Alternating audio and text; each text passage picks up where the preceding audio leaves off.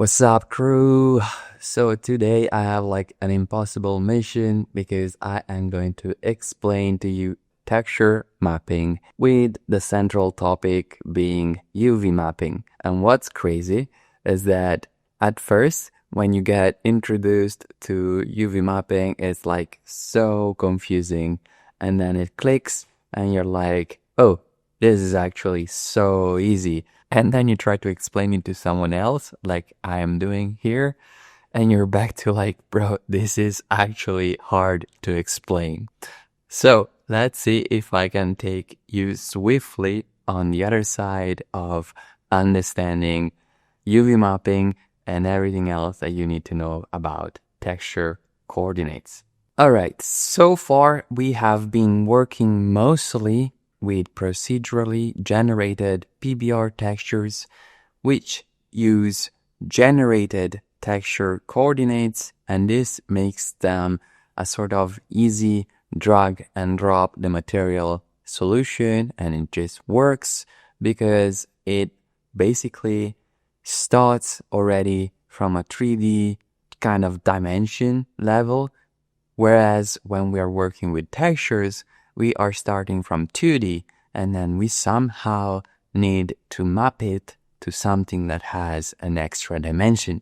So all that UV mapping is, and that UV unwrapping is the process of creating a relationship between something that has 2 dimensions to something that has 3 dimensions. All right, so here we have a basic cube, like the default one that comes up when you open up Blender. And I've brought myself here to the UV editing tab, split the view horizontally, and brought up also the shader editor, which by default is not part of the UV editing. So we can take a look at everything at the same time. Okay, so let's try to understand little bits of the UV unwrapping process rather than trying to understand everything at once. And then hopefully when we bring things together, they start to click.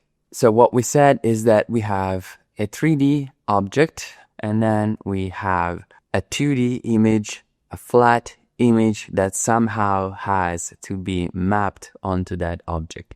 Now, what you're seeing on screen probably looks familiar. At some point, I am guessing that as a child, you have done something like this, where you cut out this sort of cross shape on a piece of paper, and then you folded it, and then somehow you made a cube. This is the same exact process, but in reverse.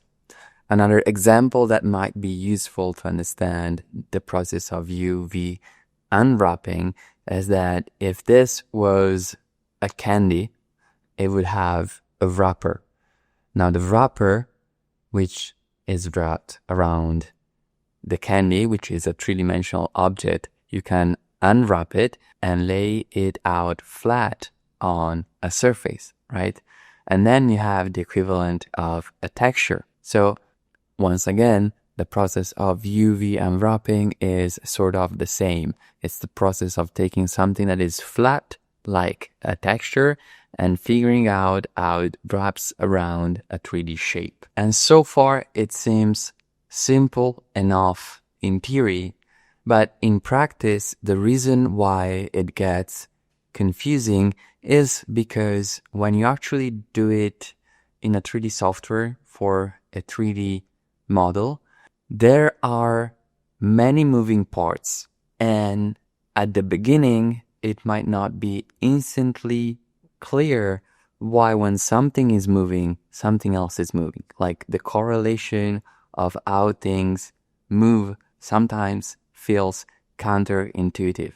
A distinct feeling that I remember having at the beginning was that it felt like when you're playing a video game and then, for example, you have inverted controls and you like try to go right and instead you go left, and you try to go up and instead it goes down.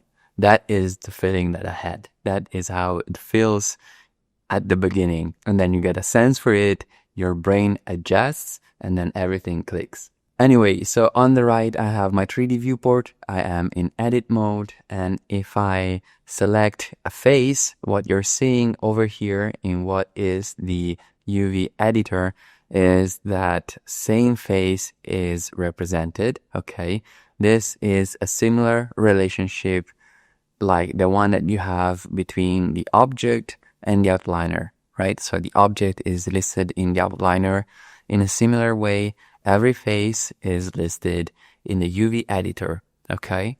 And what you have here is the same representation of this, although this is representing to you the UV mapping, or in other words, how this face relates to the texture and the 3D object. So if I try to move it in 3D space with G, it moves, right? But if I move it here, I'm not moving that face in 3D space. I am moving the correlation or the representation of that face in 2D space in relationship to the image. So as I move it, it simply moves the representation of what of this image is represented on this face, okay?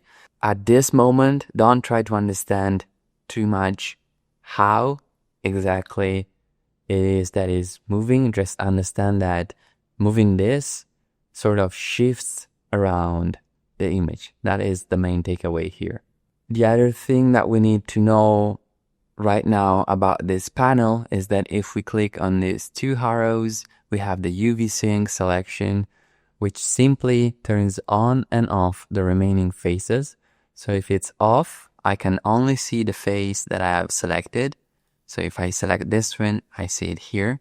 Whereas if you click this, you can see all of the remaining faces, even when they are not selected, and you see them over here.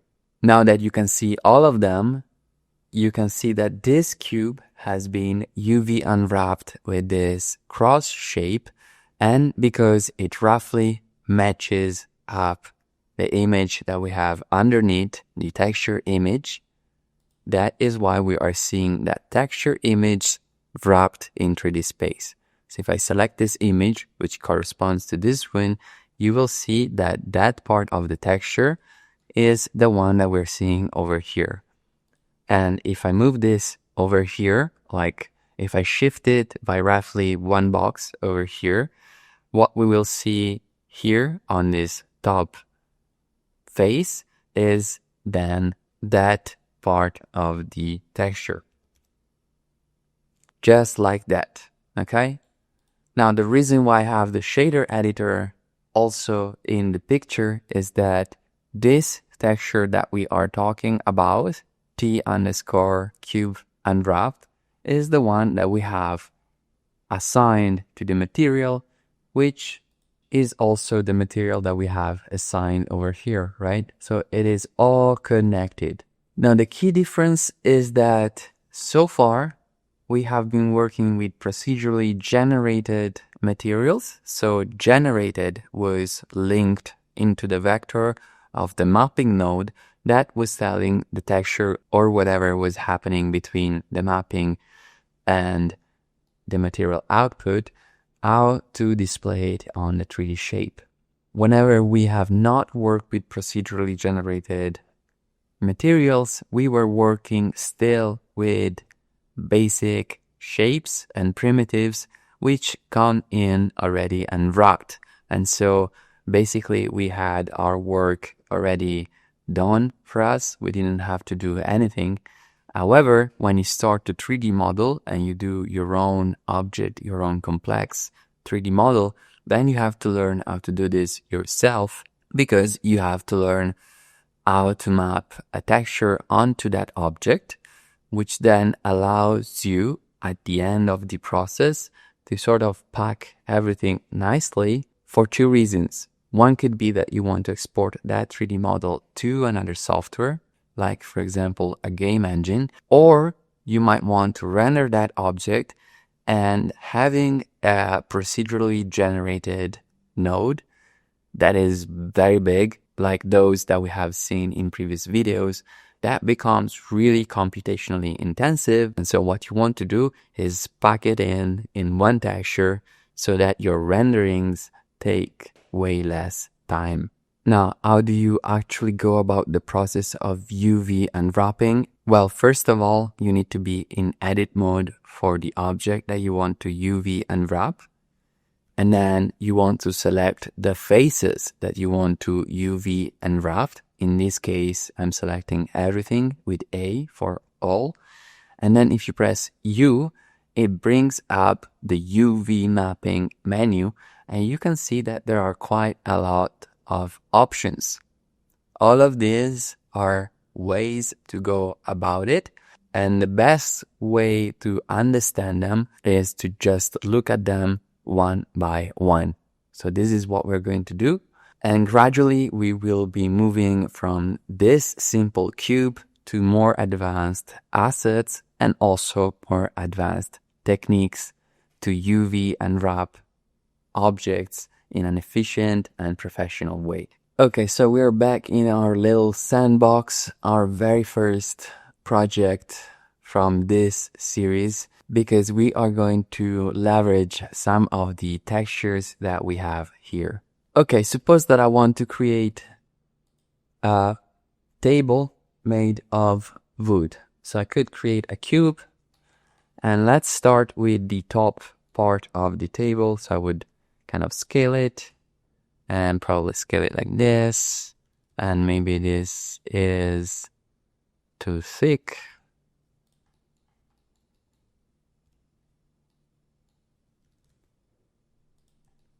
Something like this, all right?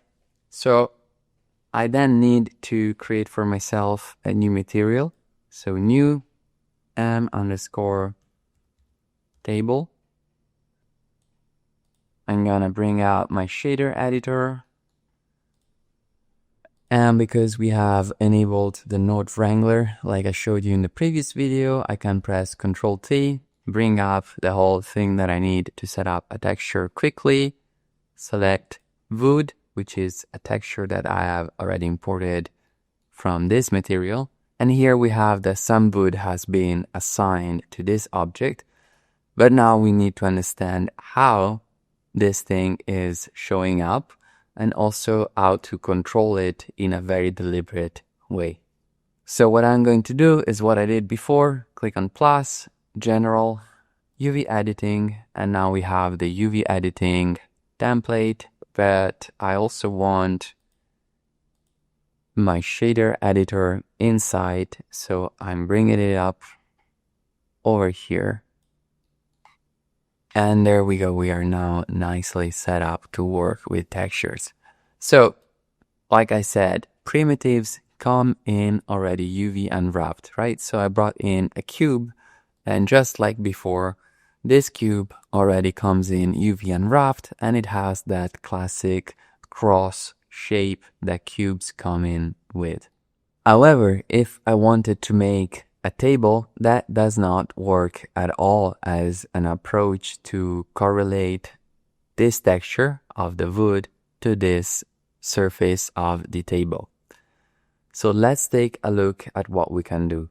Okay, so the very first thing that we can try out is to press A for all in our edit mode, U, and then try a Smart UV project.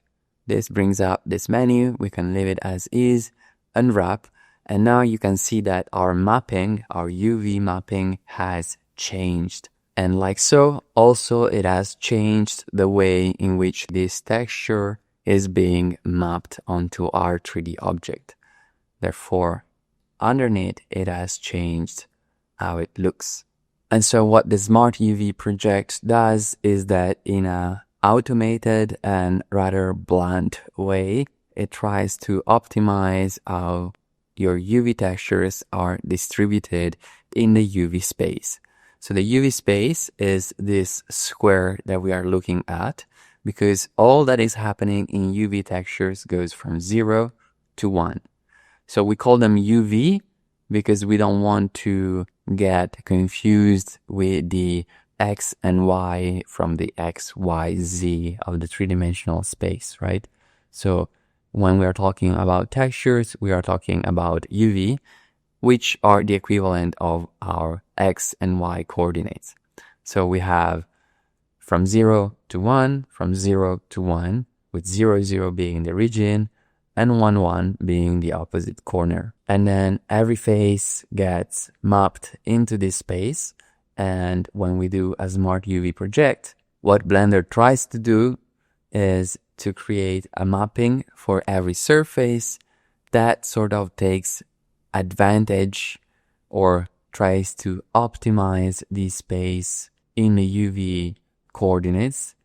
However, this rarely works well for what we need to do because we often work with much more complex shapes and 3D models, right?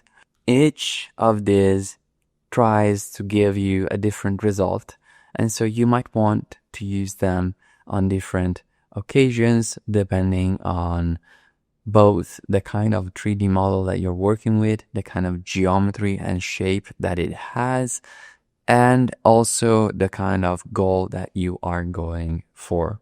Now, before I lose you, because this starts to get super confusing, let's just look at one single face. So let me go into top view, select everything, view, project from view, and now what we have is that we have been projecting and sort of like UV unwrapping our object exclusively from this view that we are currently in the 3D viewport. And if I actually do it again, before I click away, I can open up this option, scale to bounds, and this will scale the UV unwrapping to take advantage of the entire space of the UV coordinates. So technically what is happening right now is that this face and this face, which is perfectly aligned with it, have been mapped, projected from this view, whereas all the other faces, like this one, have been sort of squished at the sides. They're becoming like monodimensional things at the very sides, and that is why we're seeing this stretching. But for the moment being, it is good because what we are interested in, like I just said, is just let's take a look at one single face. So like we said, if I move it in 3D space, it moves the face, but it doesn't move the texture. Whereas if I move it over here, I'm not moving the 3D model, but I am moving the texture. I'm shifting it, right? And so now let's start to understand the correlation between the 3D object, the texture, and the mapping. So right here in the nodes, we are passing the UV information through this texture coordinate, which is exactly what you're looking at over here. And we are using a mapping node to sort of move it around. And so this mapping allows you to perform the same exact operations that moving the UV faces over here allows you to do. So if I select my face over here and I move it, say left or right, I am transforming its location, yes? And the same you can do if you move it over here. The difference is that this is happening after the fact. So after this has been UV unwrapped, this is sort of an additional operation that takes that information from here and then moves it. Whereas when you move it over here, you are moving it at the root. Just like you can move it, you can rotate it. So if I rotate this, if you think of this as a plane, and if you imagine bringing yourself into three-dimensional view like this, the rotation around which this is happening is, if you notice, on the blue axis, which is the Z axis, the one perpendicular to this face. And so here, if I rotate on the Z axis, the texture, it is rotating pretty much like in the same way as it is rotating over here. However, once again, this is happening at the source, whereas this one is a node that makes the changes after the fact. And the same goes for scaling things. So if I keep scaling this, the texture is getting repeated more and more. And the same goes this way, right? And this is the same as if you were to scale it over here. Okay, so if you were to make this 2 times as big, you would achieve the same result as if you were to make this 2 times as big. Okay, so the main takeaway here, once again, before we get confused, is simply that there is a threefold relationship between your three-dimensional object, your UV unwrapped texture coordinates, and the nodes and mapping of them that you're seeing in the shader editor. You are fundamentally working with the same information represented in different ways in different parts of your workspace. And if you do something in one editor, the changes propagate in the other editors, like the 3D viewport, because they are synced, and you are fundamentally changing the same properties of the same object, okay? That is the one thing that you need to have clear. Now, how to control that relationship, or having a feeling, a natural instinct for what is going to happen, it only comes with time.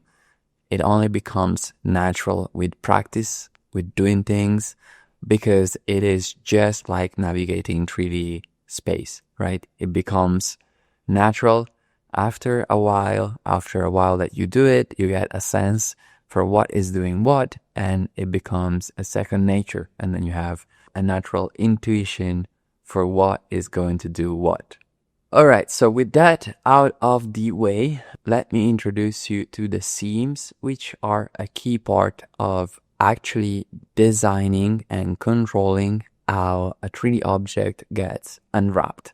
So far we have been selecting things and using a sort of blunt method like the Smart UV project, which just takes everything and tries to unwrap it, okay?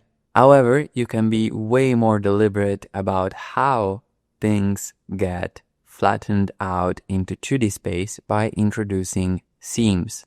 Now you can think of seams exactly as a way of telling Blender how it should cut out this 3D shape to flatten it out.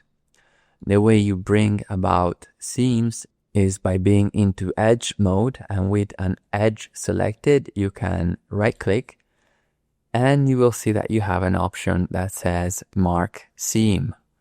You can also bring it out from the U menu and you have the Mark Seam option. So if I select everything, mark every edge as a seam, and then UV unwrap it, I end up with a result that is not too different from the blunt effect that I had before. One reason is that we have basically cut out every single face as if it was an independent thing, right? So they have been isolated one from the other. They are cut out independently. And the second reason is that if you remember, when I created this object, I spawned a cube, and then without going into edit mode, I transformed it directly from object mode. And if we press N, you will see that the scale of this object is all over the place. This is a no-go. When you want to UV unwrap, it is important that you have a uniform scale for your object. The way to fix this is to select the object, Ctrl+A to bring up the Apply menu.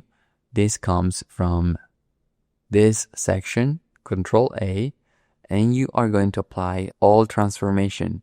This will reset things, but also it will shift the origin point of the object back to the origin of the world, which is something that we probably don't want. So the next step is to go back to object, set origin to center of mass. Now we have our pivot point back to something reasonable, while the scale is also uniform. Now that we did this little fix, if I try to UV unwrap again, you will see that the result is quite different. Because now Blender knows that this object has been scaled. And so if you notice now that we have this rectangular shape, it is no longer represented as a square like it was before, but it is actually a rectangle over here too. Whereas the sides, which are kind of stretched, have been also unwrapped properly with the right proportions. So it is important to do a Ctrl+A, apply all transforms before we unwrap. And that is also the reason why usually you want to be done with your 3D modeling before you unwrap, right? Otherwise, then you have to unwrap again if you make some edits, if you make some changes, if you add some extra geometry to your 3D model, you have to do everything again. So a good piece of advice is do your UV unwrapping at the end of your 3D modeling process when you have locked your geometry. Now, another way to go about this, rather than putting seams all over the place, is to clear those seams for these edges and only have like one long stripe that starts from here and then folds over and finds its way back, right? So we have one big stripe over here, which represents our major section, right?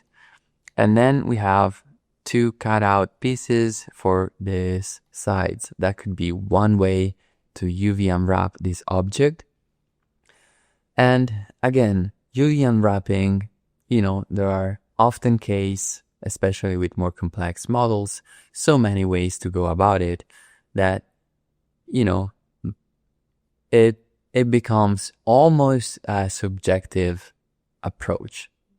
Like everything else, there are approaches that are more efficient, and that also depends on the ultimate goal that you have, whether it is to have the least amount of deformation or stretching possible for your textures, or to optimizing, how your UV unwrapping is displayed in the UV space. Depending on your goal, there might be a different approach that is better.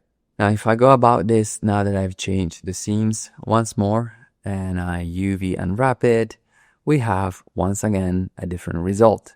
Now, these parts that have been cut out entirely are their own, but instead we have this long stripe over here, which is representative of this part over here. And this is great because if we wanted to do a table, for example, this is something that doesn't really work for us.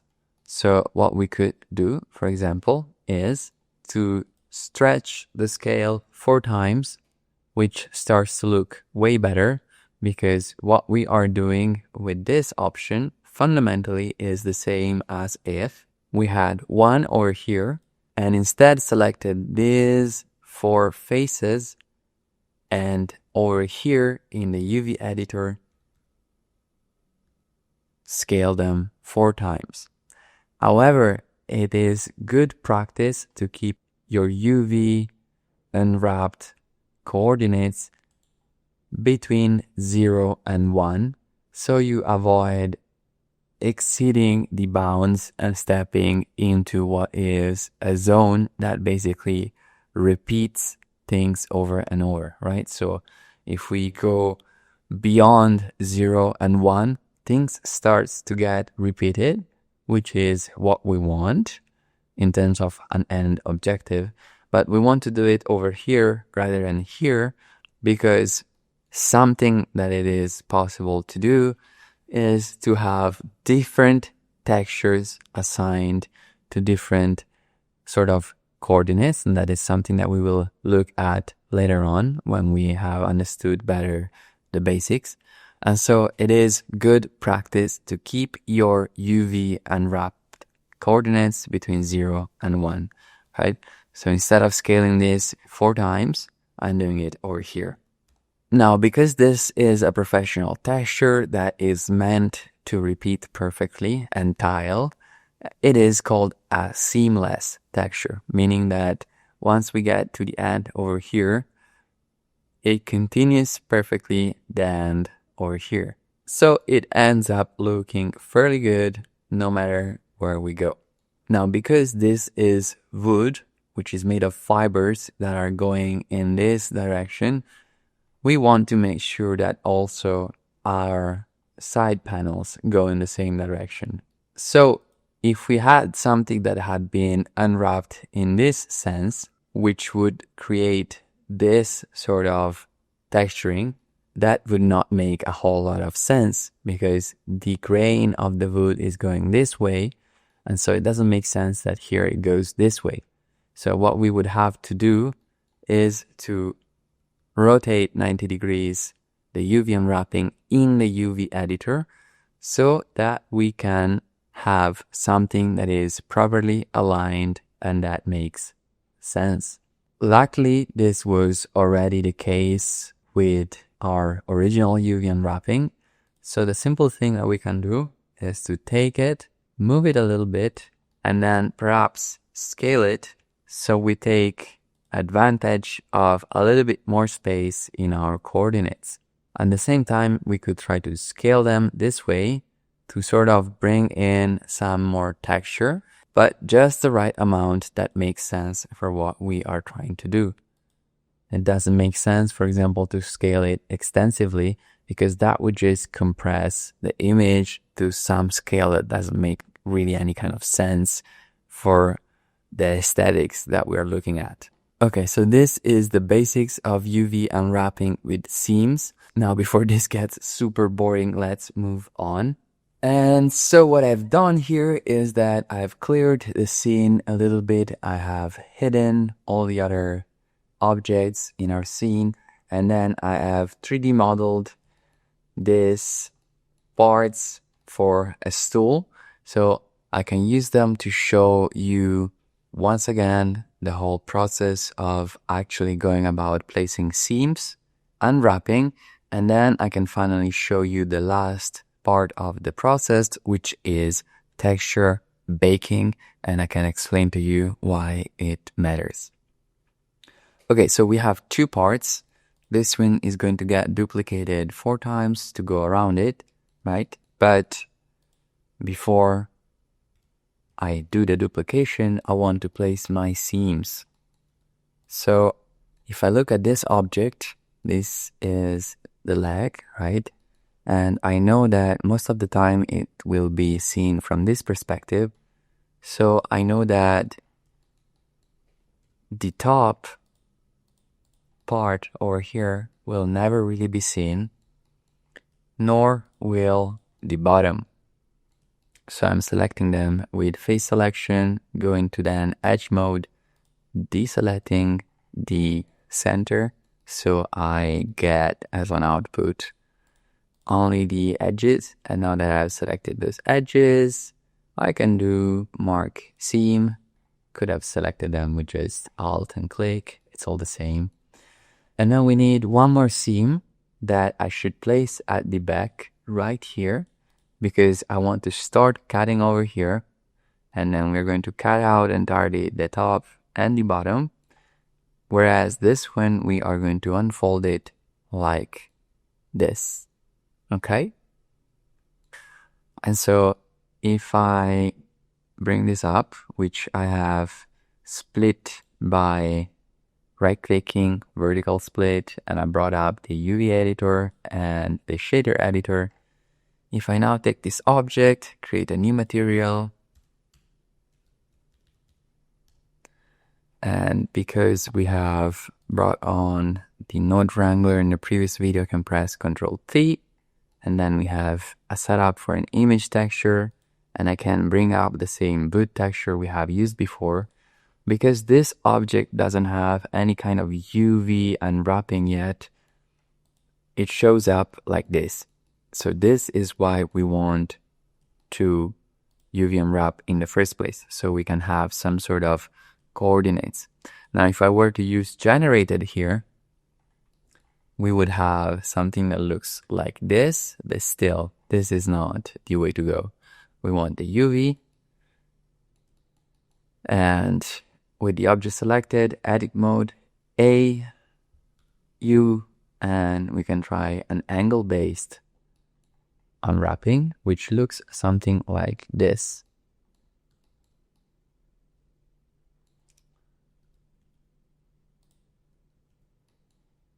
And as you can see, there is now this island. If I select only this part, you will see that this has been cut out and it is its own thing. Or I could select this one, which is at the top, and you can see that it is its own thing. And like we expected, this part has been unwrapped as one single object. And now I'm going to do the same.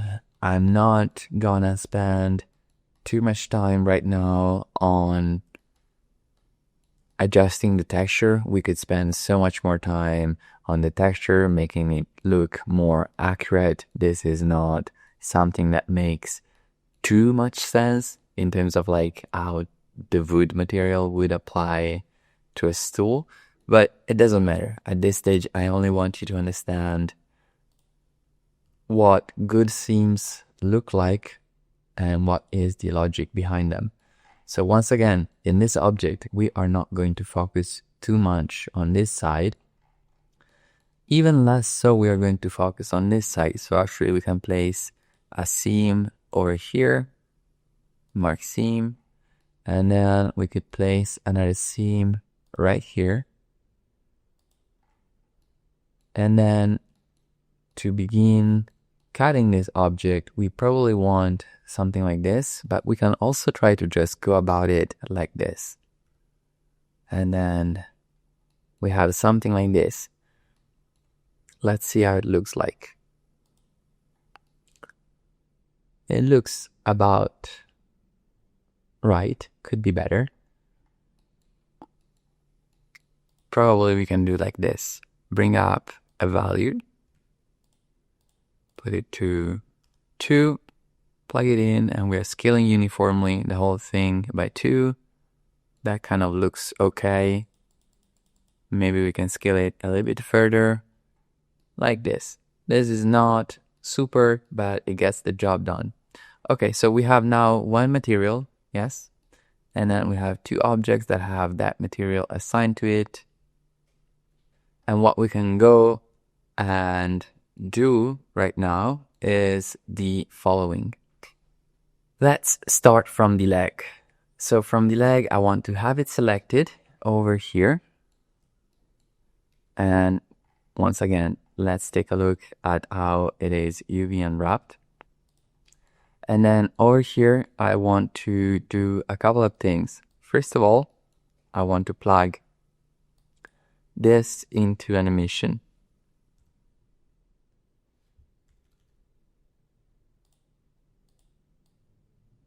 And the reason we are doing this is because what we are about to do, the baking process, is the process of capturing a texture for our 3D model. And if you look at this texture, this has been captured without any information as to the lighting or the shadows. Of course, this is stylized, so there are some highlights and shadows painted into it, but there is nothing that is specific to the lighting of this scene, for example. And we want to preserve that. We don't want any lighting or shadows that are happening right now to be baked into it. And then the actual important part is to create a new image texture like this, and press on new. Let's call it temp, because this is going to be temporary, and 1. and we can put something like just 1024 here. We can go about it pretty low res. And if we now look at this image, this is just a black image. It is empty. There's nothing about it that shows up, right? This is a black image. We want to change this to cycles. And with this one selected and this one selected, make sure they are both highlighted. We can go down all the way in cycles in the properties panel and find bake, set this to emit, probably set the margin size to something lower like 4. And I'm going to explain what this is in a second. And then just bake. And if we give it a minute, we will see that now this image, which was previously black, has been baked with the information about that object, which is now showing up over here. Now the margin that we used over here and set as to 4 pixel is this margin that you see over here, which extends past the UV unwrap. And that is sort of making sure that things look nice all around, when, especially when we look at it from far away, that, you know, there is a little bit of edge just to be safe in the way this thing gets wrapped. This is, you know, just good practice to have it. Otherwise, the black could start showing up. And the size of this depends on how you have packed the UV of your object. So, for example, like something that could have been done better is that, for example, this could be moved a little bit over here so that the margin of this one doesn't end up over here, right? So if I do the process again, I can rebake, and I still have hooked up in my material the true one, the texture that we have been using all along. And then with this one selected and this one selected, I can bake it once again, give it a minute, and now you see that because I've moved my UV, we are using the UV to capture the information of the texture that is being passed, and it is also capturing the fact that we have changed the scale, right? So now we have this image, and we can do the same for our top. So keep this on the side, and let's make another one. Image texture plus, let's call this temp 2. And once again, we have another image that is also black. And now we're going to do the same, and you will see that they will show up over here. And with this one selected and this one selected, we can go ahead and bake. And now we have that texture capture over here. So once again, this is why we put in the seams, so we could UV unwrap.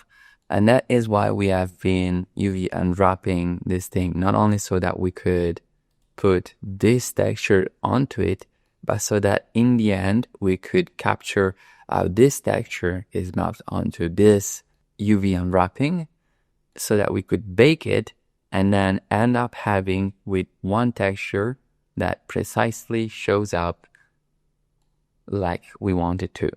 Now that we have these two textures, what I can actually do is go ahead and duplicate this one a bunch of time, duplicate this a bunch of time, okay, and now we can join the legs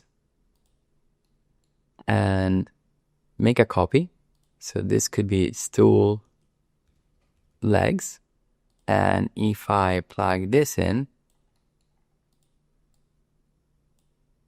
nothing changes because it is the same exact result, except that we have condensed all of this information into this one node.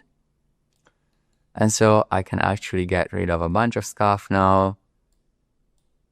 And we are back to this simple setup. Okay, so let's recap. We have baked this image from the top, and now that we have condensed all the information about the top over here, it is showing out over here, and we are now passing it through the principal BSDF like before, and it's going out to the material output. And we did the same for the legs. And this is the process of baking, okay? Now, of course, like you've learned about PBR, you would want to do this for every single map that is relevant. For example, you might want to do this for metallic or roughness, and most importantly for normals. This doesn't have any normal assigned to it. That is why it's looking a little bit odd. But the important takeaway is that you understand that we place seams so that we can tell Blender how to unwrap a 3D object and position a texture onto it. We want to do it most likely with seams because we want to be able to direct how we shape our UV unwrapping. And we want to do that because then we want to be able to see where we are placing things in our UV space and direct where we want to bake things. And ultimately, we want to bake things because now we have one single texture that sort of captures all the information that we need. And what we can do now with this object is to merge it, for example, and export it as one object. And to do so, you can go to File, Export, and FBX is perfectly fine of a format to export this kind of object, as it is a format that can export both the information about the 3D object and the simple textures that we have just created. So you want to make sure you have selected objects only, and then you can export it somewhere on your machine. And once you have it, you will be able to either re-import it into Blender in the future, like save it as an external asset, or bring it into some other software. And so here we are inside a real engine, and as you can see, I was able to import the FBX we have just created. And there we have it, the same exact 3D model we just created of our little stool, or maybe it's looking more like a table at this point. But there you have it. This is how you end up having an object that is ready for export for other softwares, whether they are game engines or they could be other softwares that are, specific to creating, for example, renderings and photo shoots. Whichever is the case, this is how you do it. One important step that I don't want you to miss is that once you have created your baked image, they are going to be saved internally. That is why I call them temp, because they were temporary. But once you are happy with them, you can actually go about image and save them somewhere on your machine to make sure you don't lose them and you always have access to those, and also to make sure that they get packed with your export. So to finally wrap things up, today we said that 3D objects need to be UV unwrapped to have a texture assigned to them. Whenever we have worked with procedural PBRs or simple primitives that already come in UV unwrapped, we didn't have to worry about it. But as we go about modeling our own 3D objects, we need to learn how to do this. And from edit mode, you can press U to bring up the UV mapping menu. There are several ways to go about it. Some of them are automated and some of them work best when they are directed through seams. The way we place seams is through edge mode by selecting an edge and marking it as a seam, which will make it look red. And we generally want to place seams in places where they are not too visible. And once we do that and UV unwrap, then what we can do as a last step is to actually bake our images, our textures into new textures that are sort of frozen and compact versions of more complex node trees. And we said that obviously you actually want to do that for not just the color, but every single image that you might want to have in your material, every map that you're going to need, like metallic or roughness or normals. The way you do the baking is that you need to be in cycles, and in the properties panel there will be a section called bake. We said that we don't want to capture any lights or shadows, and that is why we pass the image, the texture that we want to capture, through an emitter so that we can capture it as an emission and just have it plain like that. The only exceptions are normals that have their own option over here. And lastly, when you have your image and you're happy with it, you go about saving it, and then you are ready to export it from File, Export, and then whichever format works best for you. FBX is the universal standard most of the time. That is it. There is actually so much more to UV unwrapping, but that would make this video way too long. So I think this is a good checkpoint, a good first introduction to UV unwrapping, and then perhaps we'll see more of it in the future. I'll see you in the next video.